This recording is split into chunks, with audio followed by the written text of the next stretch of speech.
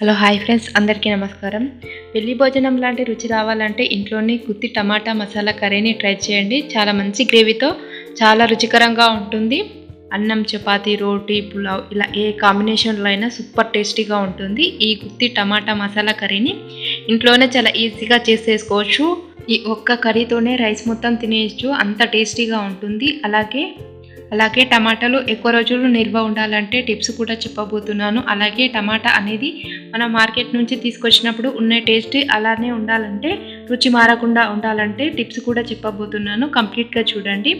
ఈ టమాటా మసాలా కర్రీ చాలా టేస్టీగా ఉంటుంది. మీరు కూడా ఒక్కసారి ట్రై చేసి ఎలా వచ్చిందో కామెంట్లో చెప్పండి.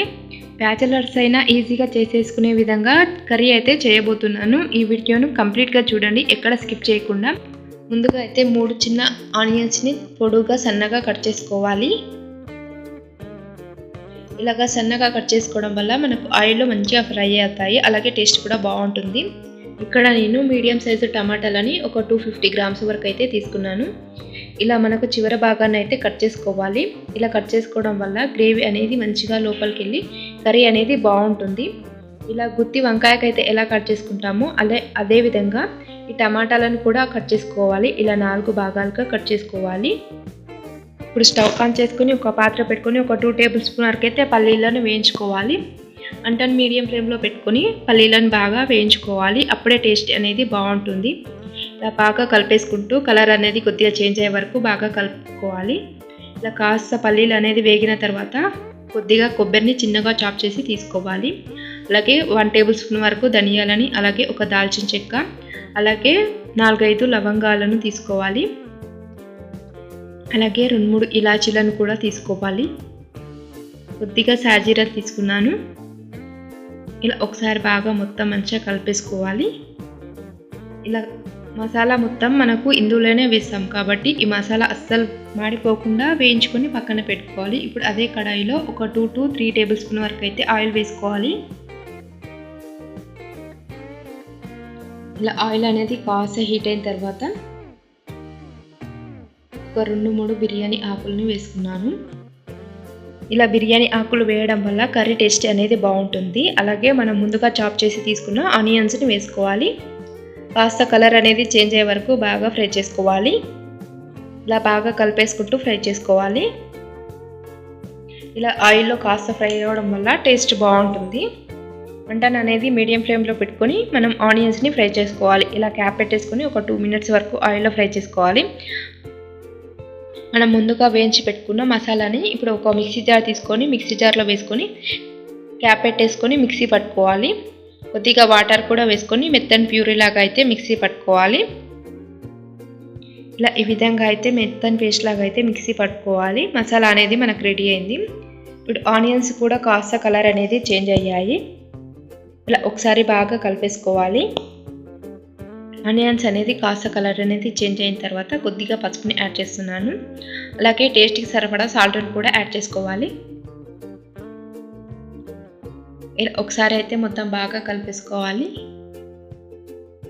ఇలా మొత్తం మంచిగా బాగా కలిపేసుకోవాలి. అలాగే మనం ముందుగా కట్ చేసి పెట్టుకున్న టమాటాలని ఒక్కొక్కటికి యాడ్ చేసుకోవాలి ప్యాన్లోకి. ఇలా ఒక్కొక్కటి యాడ్ చేసుకున్న తర్వాత క్యాప్ పెట్టేసుకొని ఒక 2 మినిట్స్ వరకు ఉడికించుకోవాలి. ఇలా కాస్త టమాటాలు అనేది ఉడకడం వల్ల మనకు పచ్చిదనం అనేది పోయి టేస్ట్ అనేది చాలా బాగుంటుంది. ఇలా ఈ విధంగా అయితే బాగా ఉడికించుకోవాలి. ఇప్పుడు టమాటాలన్నీ ఒక సైడ్ అనుకొని మనం ఒక 1 టేబుల్ స్పూన్ వరకు అయితే అల్లం వెల్లుల్లి పేస్ట్ యాడ్ చేస్తున్నాను. ఇలా అల్లం వెల్లుల్లి పేస్ట్ కొద్దిగా పచ్చిదనం పోయే వరకు ఫ్రై చేసుకొని తర్వాత మనం టేస్ట్కి సరిపడా కారాన్ని యాడ్ చేసుకోవాలి.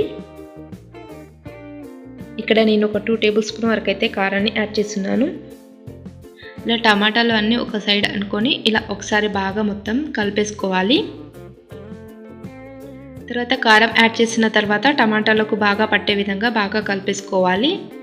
టమాటాలను మరీ ఎక్కువగా కలపకూడదు, మనకు టమాటాలు అనేది మెత్తగా మ్యాష్ అయిపోతాయి కాబట్టి మనం ఇలా కొద్దిగా మాత్రమే కలుపుకోవాలి.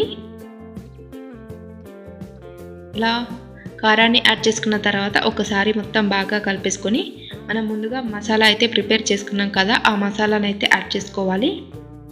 మనం ముందుగా మిక్సీ పట్టుకున్న మసాలాని యాడ్ చేస్తున్నాను. ఇలా ఒకసారి మసాలాని బాగా కలిపేసుకోవాలి.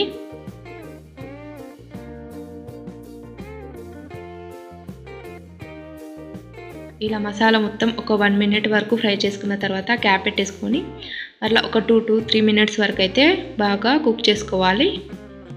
మంట అనేది లో ఫ్లేమ్లో పెట్టుకోవాలి. ఇలా కాస్త ఆయిల్ అనేది పైకి తేలే వరకు బాగా ఒక 2 మినిట్స్ వరకు అయితే బాగా కలిపేసుకోవాలి. మసాలా మాత్రం ఏమాత్రం మాడిపోకూడదు, మాడిపోతే టేస్ట్ అనేది మొత్తం మారిపోతుంది. ఇలా ఒకసారి అయితే మొత్తం బాగా కలిపేసుకోవాలి. 2 మినిట్స్ తర్వాత ఒక 1 గ్లాస్ వరకు అయితే వాటర్ యాడ్ చేస్తున్నాను. ఇలా వాటర్ అనేది యాడ్ చేసుకున్న తర్వాత ఒక 5 మినిట్స్ వరకు కుక్ చేసుకోవాలి. మంటను మీడియం ఫ్లేమ్లో పెట్టి మళ్ళీ టమాటాలు అనేది మంచిగా సాఫ్ట్గా అయ్యే వరకు బాగా కుక్ చేసుకోవాలి.